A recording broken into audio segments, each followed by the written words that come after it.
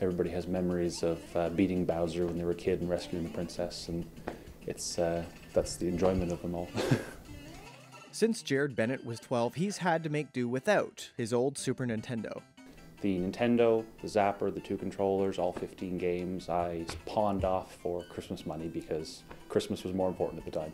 Years later, he's reliving those memories on a newer console. He thinks the future of games from the past will be found online. You can browse through a list of hundreds of games and pick your memory from your childhood kind of thing. Like, oh, I used to play that game, so I'm going to buy it and for $5, and 2 minutes later you're sitting down and reliving memories. Bill Arsenault has grown his retro game business from weekend gig to full-time job at the Harborview Flea Market. But does online availability hurt his business? Arsenault keeps an optimistic outlook.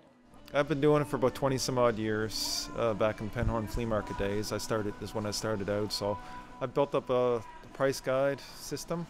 Arsenault says he targets a special type of buyer. Some of them are collectors. Some are just looking for the odd game that they grew up with as they were when they were kids. But another type of availability can be a challenge. Super Nintendo, NES games, Nintendo 64 games, a lot of those are so popular that they're getting scarce because of it. Arsenault says he will always seek out these games because it's not always about the money. When I see the joy on someone's face when they find that game that they've been looking for a long time, it makes it all worth it.